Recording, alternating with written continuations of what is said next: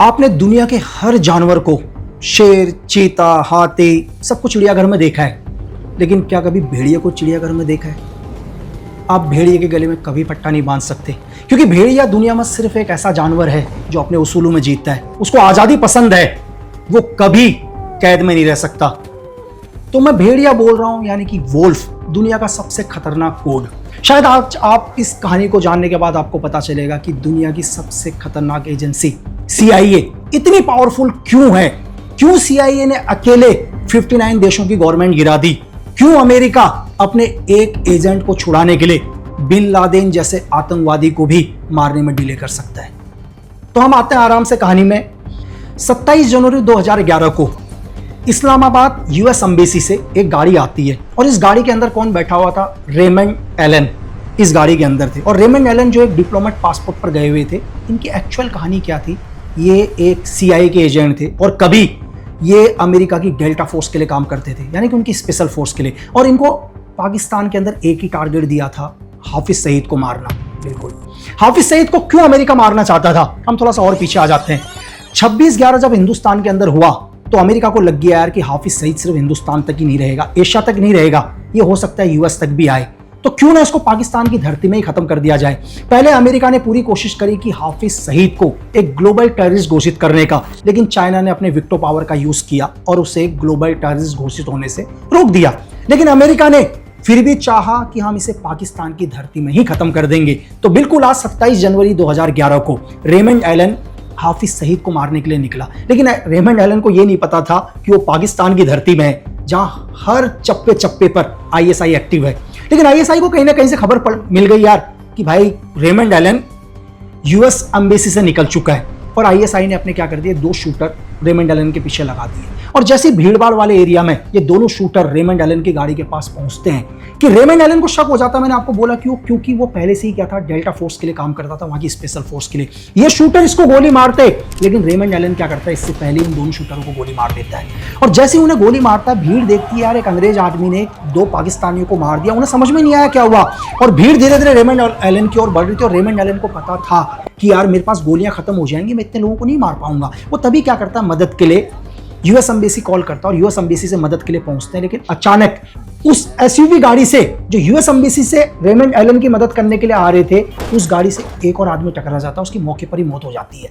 और तभी क्या होता है, पाकिस्तान की फोर्स आके रेमंड एलन को अरेस्ट कर लेती है, और रेमंड एलन को जेल में डाल दिया जाता है। इससे पाकिस्तान के अंदर पूरे पाकिस्तान की आवाम US के खिलाफ हो जाती है, और पाकिस्तान के प्रधानमंत्री, विदेश मंत्री के ऊपर इतना दबाव आता है कि पाकिस्तान के विदेश मंत्री उस टाइम के शाह महसूद कुरैशी कहते हैं कि मैं अपनी विदेश मंत्री से इस्तीफा दे दूंगा, लेकिन रेमंड एलन को फांसी पर चढ़ाकर रहूंगा।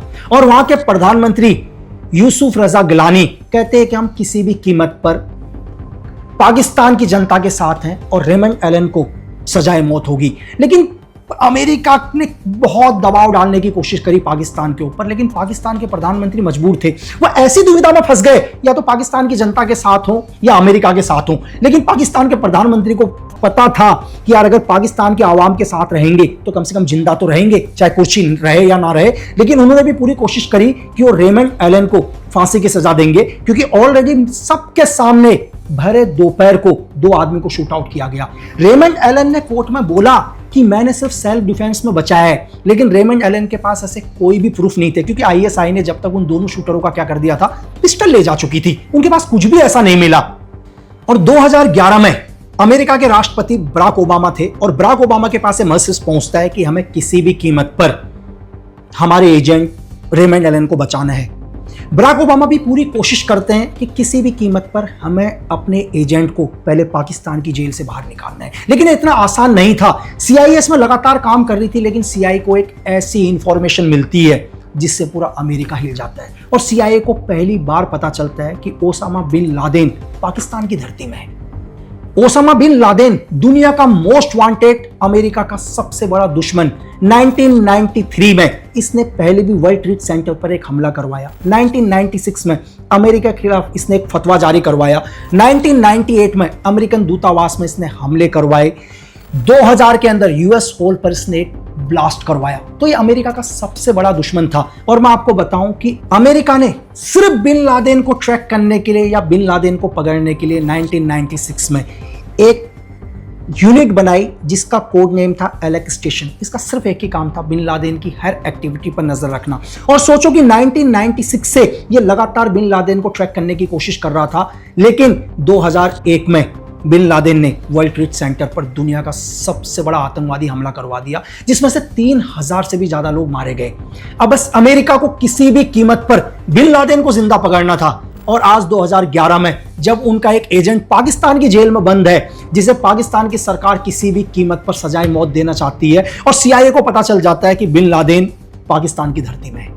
अब यहां पर बराक ओबामा के लिए एक सबसे बड़ी समस्या या सीआईए के लिए सबसे बड़ी समस्या, अगर वो बिन लादेन को पाकिस्तान की धरती में मार देते हैं तो पाकिस्तान किसी भी कीमत पर रेमंड एलन को सजाए मौत देगा, क्योंकि पाकिस्तान को अपनी बदनामी से भी बचना है कि यार अमेरिका ने आके हमारी धरती पर ऑपरेशन किया, अपनी जनता को क्या जवाब देगा। तो खुद को बचाने के लिए, अपने प्रेशर को कम करने के लिए अमेरिका जानती थी कि रेमंड एलन को सजाए मौत मिलेगी। लेकिन अब किसी भी कीमत पर दो चीजें अमेरिका के पास, कि किसी भी कीमत पर यह बात पाकिस्तान के आईएसआई को नहीं पता होना चाहिए कि उन्हें पता चल चुका है कि बिन लादेन क्या है, पाकिस्तान की धरती में है। अब बिना पाकिस्तान को बताए और जितनी जल्दी हो सके रेमंड एलन को किसी भी कीमत पर पाकिस्तान की जेल से बाहर निकालना। अब इसके लिए क्या होता है कि जो उस टाइम पाकिस्तान के आईएसआई के चीफ थे मोहम्मद पासा, उनके साथ सीआईए के चीफ की मीटिंग होती है सऊदी अरब में, जिनका नाम था लियोन पेंटा।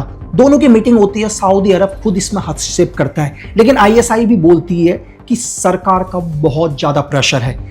तो लेकिन इसमें एक ही चीज है कि अगर हम पाकिस्तान के अंदर एक नया लॉ, मतलब आपको बताऊं कि अरब के अंदर कई देशों के अंदर से ईरान है, पाकिस्तान है, सऊदी अरब है, यहां पर एक ब्लड मनी यानी कि सरिया लॉ भी लगता है। इस लॉ के हिसाब से अगर किसी भी व्यक्ति का कत्ल हुआ है, मारा गया है, अगर उसके घर वाले चाहें तो उस व्यक्ति को सजाए मौत से बचा सकते हैं। अगर वो चाहे माफ करना तो सरकार को भी माफ करना पड़ेगा। इसको ब्लड मनी लॉ के हिसाब से बोला जाता है।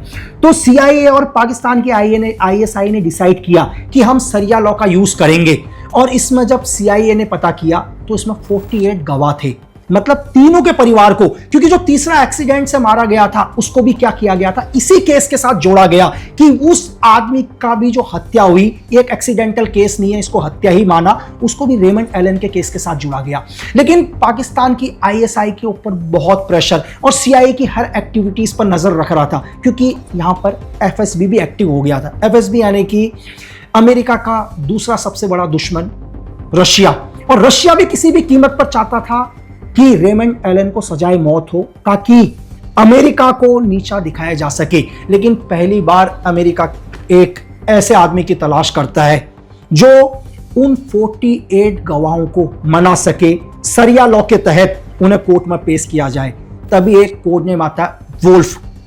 दुनिया में किसी को नहीं पता है कौन है। मैंने आपको बताया स्टार्टिंग में, भेड़िया, ये स्वतंत्र रहना पसंद करता है। आप इसके गले में कभी भी पट्टा नहीं बांध सकते, ये किसी के अंडर में काम नहीं करता। बहुत सारे सीक्रेट सर्विस के लोग कहते हैं कि ये आरएनडब्ल्यू का एक फील्ड एजेंट था, कोई बोलते नहीं, ये इंडिपेंडेंट आरएनडब्ल्यू के लिए काम करता था। ये आज भी दुनिया में किसी को नहीं पता कि कोड वुल्फ कौन था, लेकिन सीआईए कोड वुल्फ को एक काम देती है और उसका सिर्फ एक ही काम था, इन 48 गवाहों को मनाना किसी भी कीमत पर, और ये कोर्ट पर आए और कोर्ट पर आके रेमंड एलन को माफ करें। और कोर्ट वुल्फ उन हर 48 लोगों के ऊपर नजर रखना शुरू करता है। यहां क्योंकि सीआईए बैकफुट पर थी, जैसे मैंने आपको बताया कि एफएसबी की नजर सीआईए के ऊपर थी, उसकी हर मूवमेंट के ऊपर नजर थी। और पाकिस्तान सरकार के ऊपर तो पहले ही प्रेशर था यार, पाकिस्तान की सरकार तो उस रेमंड एलन को छोड़ ही नहीं सकती थी। और कोर्ट वुल्फ ने लगातार हर लोगों से मिला। मैं आपको यह बताऊं कि आज भी 48 में से 27 लोग कभी नहीं मिले कि दुनिया में वो कहां गायब हो गए। कुछ लोग कहते हैं कि कोर्ट वुल्फ ने उन लोगों को मार दिया, उनकी डेड बॉडी कभी नहीं मिली। और बाकी के जो लोग थे वो कोर्ट पर आए और गवाही देकर गए और रेमंड एलन को माफ कर दिया। और कुछ लोग कहते हैं कि इसके पीछे अमेरिका ने $24 लाख दिए थे, जो तीनों के परिवार को दिया गया। कोड वुल्फ को कितना पैसा दिया आज तक ये दुनिया में कोई नहीं जानता। तो 27 दिन जेल में रहने के बाद रेमंड एलन 2 मई 2011 को पाकिस्तान की जेल से रिहा हुआ और सीधे अमेरिका पहुंचा। और इसके 47 दिन के बाद अमेरिका की सील 6 ने पाकिस्तान की धरती में ऑपरेशन किया और 2 मई 2011 को ओसामा बिन लादेन को उसके परिवार के साथ पाकिस्तान की धरती में ही खत्म किया और आतंक का एक बड़ा नाम खत्म किया। चाहे आप इसको CIA का कोड वोल्फ बोलें या बिन लादेन को मारने के लिए ऑपरेशन नेपच्यून बोलें, दोनों ही CIA के ऑपरेशन थे। और ये ऑपरेशन प्रूफ करते हैं कि अमेरिका अपने एजेंट से बहुत प्यार करते हैं। अमेरिका के एजेंट दुनिया के किसी भी जेल में रहे, कहीं भी रहे, वो अपने एजेंट को कभी नहीं छोड़ते। बेशक उन्हें बिन लादेन जैसा दुनिया का मोस्ट वांटेड क्यों ना मारना पड़े, उन्होंने अपने दुनिया के मोस्ट वांटेड को मारने के लिए भी 47 दिन डिले किया, क्योंकि उन्हें पता था अगर रेमंड एलन को निकालने से पहले उन्होंने बिन लादेन को मारा तो रेमंड एलन पाकिस्तान की जेल से कभी नहीं निकल पाएगा।